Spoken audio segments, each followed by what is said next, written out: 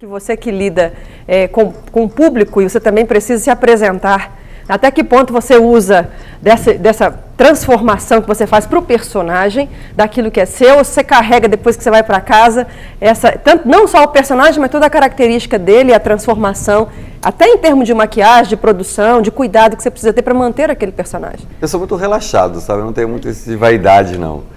É claro que tem uma vaidade que está bem associada à saúde, que é fazer uma academia, né? Você tem que estar sempre bem, porque o público te cobra isso, né? As pessoas querem que você esteja inteiro, né? Eu tenho 52 anos de idade. Ah, para! Então, assim, você não pode falar mentira no programa, não. Você sabia, não? Mas é verdade. Verdade? É verdade.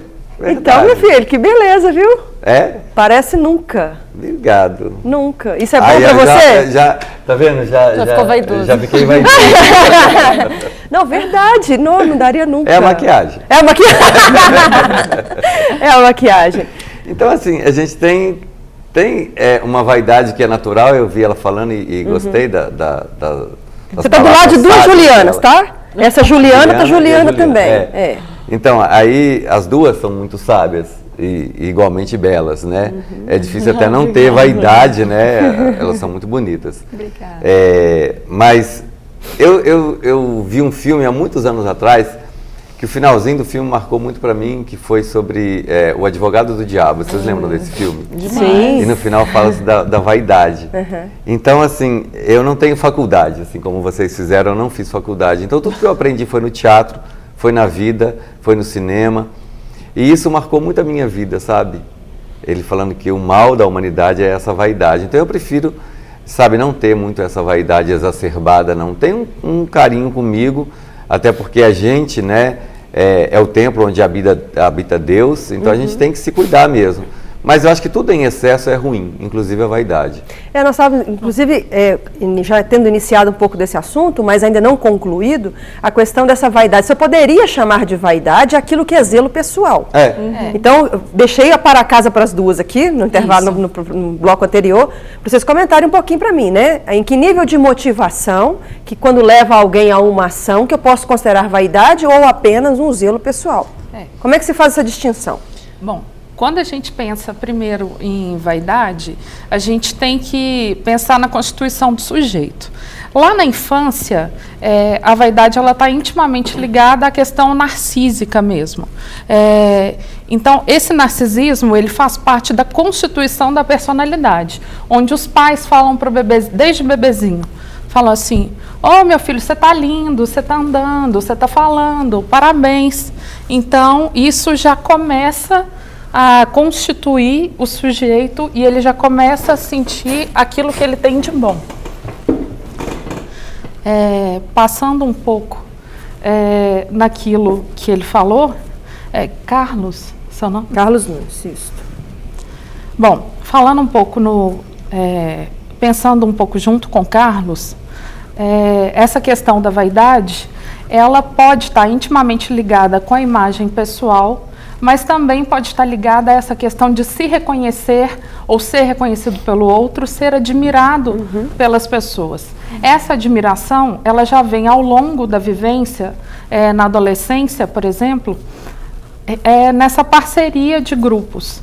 Então, quando eu pertenço a um grupo, eu sou reconhecido de alguma forma. Pode ser da forma como eu me visto, como eu falo, como eu me comporto ou não. Então, essa vaidade, ela já pode passar um pouco do limite a partir do momento que eu passo a me prejudicar, como a Juliana falou, essa questão da moda que é muito excessiva, né?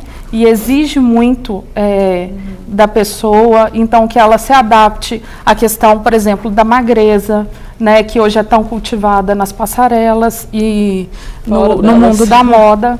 Então, para ter essa beleza, esse estereótipo, as pessoas acabam tendo que se submeter a cirurgias, a questão de regimes mesmo, e acabam adoecendo e não cuidando dessa parte que é íntima, essa parte que é saudável, que é a questão do pensamento, a questão da cultura, a questão da valorização interior. Deixa eu botar uma pilha na conversa aqui. Vamos ligar um assunto no outro aqui. Quando você comenta que a criança desde cedo ela já aprende por imitação dos seus pais, até por estímulo deles, a ser reconhecido e buscar reconhecimento desses pais na aprovação, tô bonito, meu cabelo tá legal, né? Já começa a buscar, já é ensinado desde cedo. E aí volta lá no que a Juliana Andrade falou, né? Dessa vaidade desde muito cedo, né, Ju? Desde cedo, que já está impregnado no ser humano e tal. E aí entra, então, de novo a história do adolescente, em que, nesse momento crucial de reconhecimento, que é um pico mesmo na vida do ser humano, a fase da adolescência, em que para ele ser aceito, ele se submete a muitas coisas e até coisas absurdas, né? Em nível de vaidade. Como é que eu vou distinguir, como é que eu vou ajudar quem está em casa a entender, hein, Ju, me ajuda nessa parte agora, a entender, por exemplo, se essa vaidade é positiva ou não, ou se ela extrapolou, porque se eu estou caminhando num percurso natural do ser humano, ele vai continuar fazendo isso o resto da vida, essa busca de aceitação e de aprovação. Agora, quando é que isso fica, então, nocivo para o ser humano? Eu acredito, assim, que desde muito cedo isso se torna importante, porque, né, quando a gente está naquela fase de 12, 13, 14 anos de idade, a gente está na escola, nós queremos nos livrar dos apelidos, né? E geralmente os nossos apelidos que a gente começa a receber tá ligado à nossa imagem. Ah, sou girafa, você é muito alta, ou gorducho, ou botijão de gás, e começa aquela série de apelidos que a gente começa a receber desde muito cedo, né? Então, isso, querendo ou não, vai moldando a nossa autoestima, vai moldando os nossos conceitos, vai moldando, inclusive, o nosso caráter.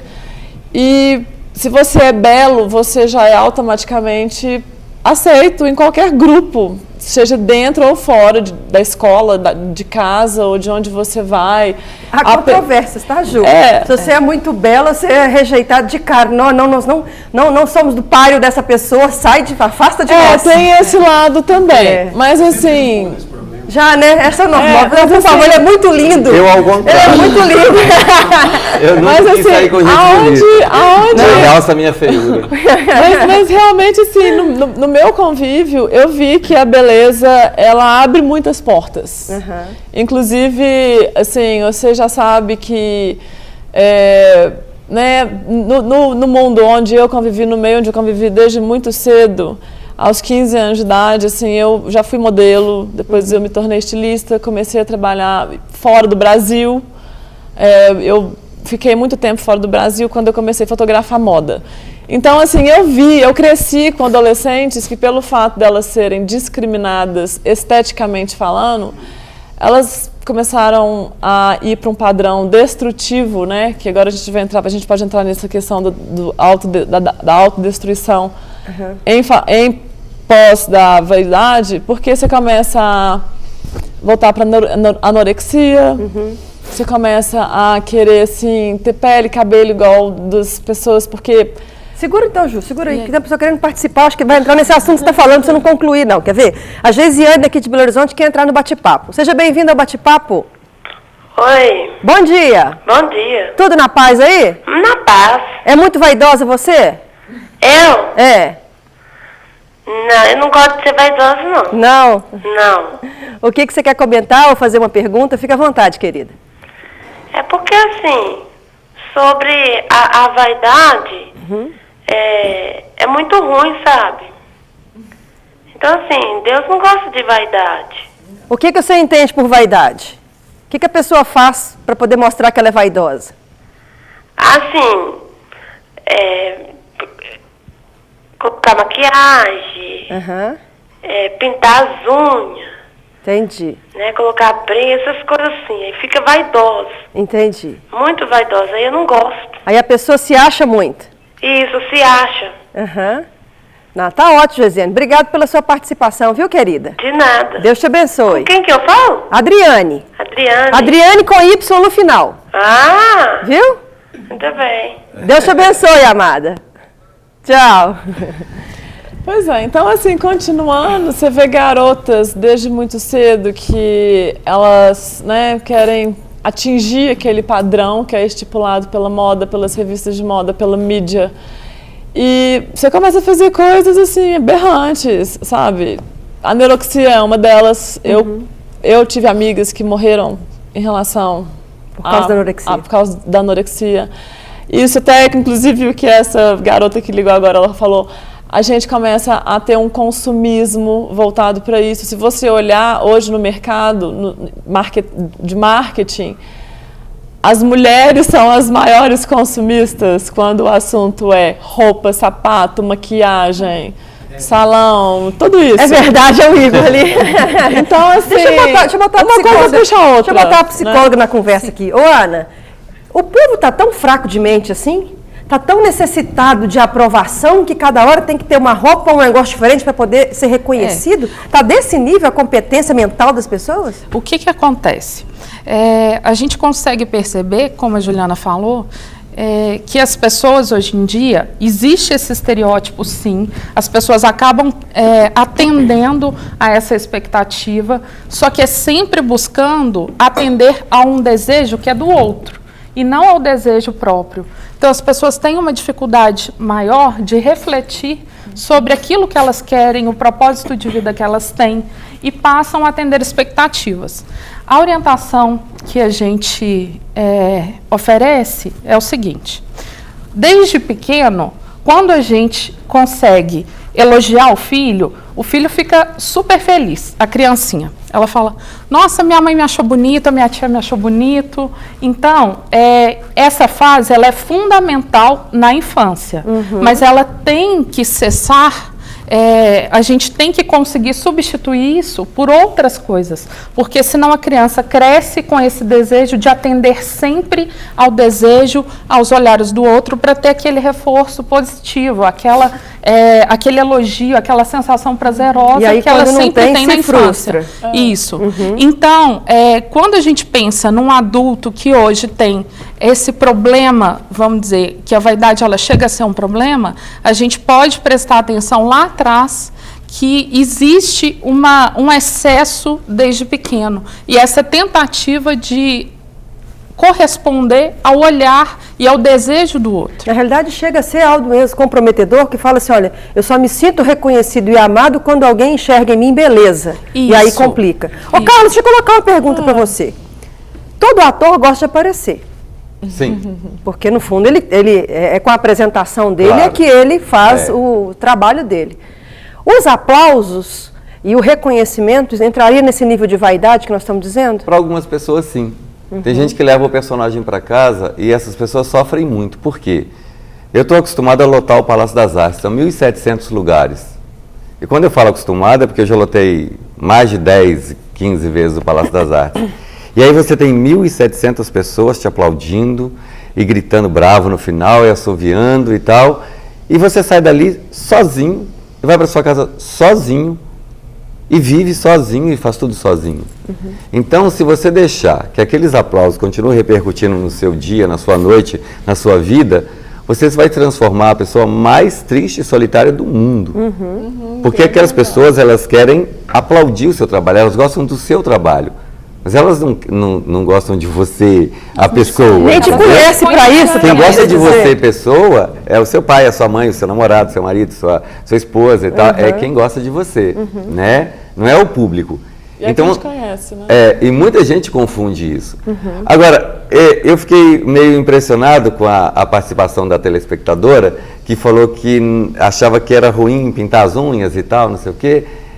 Eu queria discordar dela um pouquinho, não deu para conversar com ela, assim, mas eu queria discordar com ela um pouquinho, porque acho que toda beleza vem de Deus também, sabe? Quando a gente era menino lá em casa, a minha mãe arrumava a gente, era muito pobre, né? Eu não gosto de ficar falando essas histórias não, porque já passou, mas era 19 filhos, e aquele monte de gente assim, a minha mãe dava banho um por um na bacia, e a roupa mais bonitinha que tinha era para ir à igreja.